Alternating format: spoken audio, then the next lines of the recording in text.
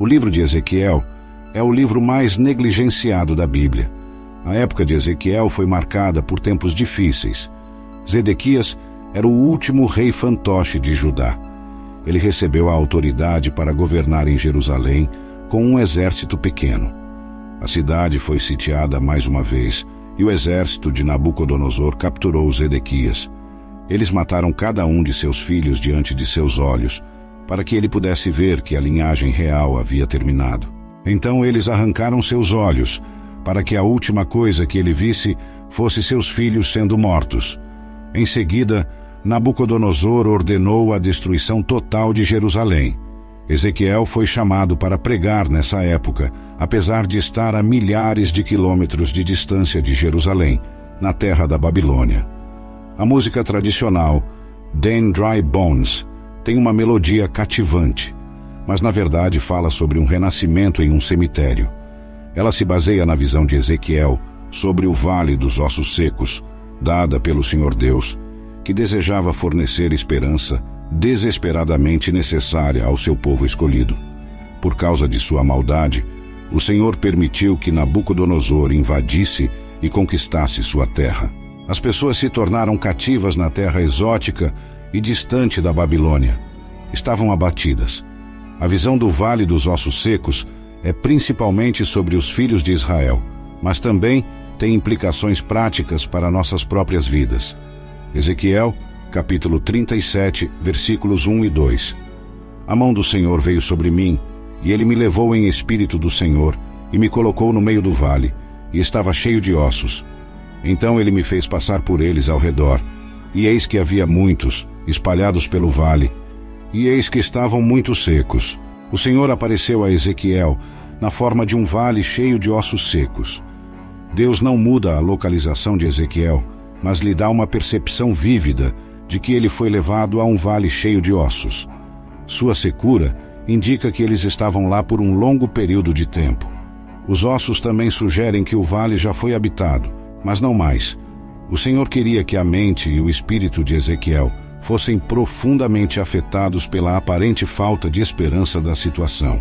Se não tivermos cuidado, nossos lares podem se decompor em um monte de ossos secos.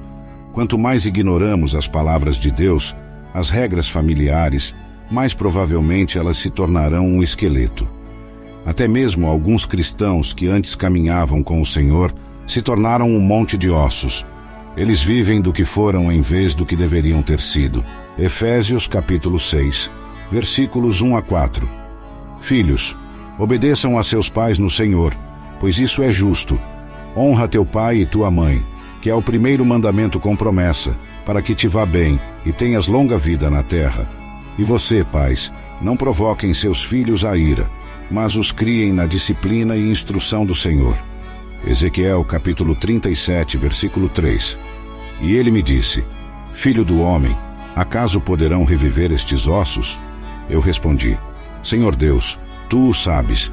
Ezequiel respondeu à pergunta de Deus sobre se os ossos eram capazes de sustentar a vida, afirmando que somente o Senhor sabia com certeza. Segundo Ezequiel, a situação era impossível. Quando contemplamos a importância do dia, também podemos refletir sobre os tempos que virão. Se desejamos ver um avivamento, caberá ao Senhor trazê-lo, assim como ele fez na época de Ezequiel. Mas Deus é capaz de realizar tudo o que ele determina. Ele é o Deus do impensável. Lucas, capítulo 18, versículo 27. Ele, porém, respondeu: O que é impossível para os homens é possível para Deus. Ezequiel, capítulo 37, versículos 4 a 8. Novamente ele me disse: Profetize sobre estes ossos e diga-lhes: Ossos secos, ouçam a palavra do Senhor. Assim diz o Senhor Deus a estes ossos: Certamente farei entrar o fôlego de vida em vocês e vocês reviverão. Colocarei tendões sobre vocês, farei crescer carne sobre vocês. Cobrirei vocês de pele e porei o fôlego em vocês e vocês viverão. Então vocês saberão que eu sou o Senhor. Então profetizei como fui ordenado, e enquanto eu profetizava, houve um barulho e, repentinamente, um ruído de ossos se juntando, osso ao seu osso. E à medida que eu olhava, os tendões e a carne cresciam sobre eles, e a pele os cobria, mas não havia fôlego neles. Ezequiel recebeu posteriormente instruções do Senhor para pregar aos ossos que já haviam morrido. Ezequiel estava sendo mostrado por Deus uma verdade crucial que todos nós precisamos compreender, que é que a proclamação da palavra de Deus carrega consigo poder. A vida a ser encontrada na Bíblia. Ela oferece vida e fé àqueles que a recebem. Ezequiel presenciou um evento miraculoso.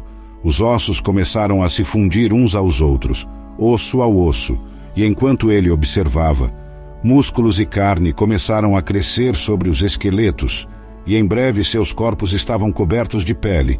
No entanto, eles não passavam de um grupo de corpos mortos se movendo de maneira ordenada. Hebreus capítulo 4, versículo 12. Porque a palavra de Deus é viva e eficaz, e mais afiada do que qualquer espada de 2 gumes, e penetra até a divisão de alma e espírito, e de juntas e medulas, e é apta para discernir os pensamentos e intenções do coração. Romanos capítulo 10, versículo 17. Logo a fé vem pelo ouvir, e o ouvir vem pela palavra de Deus.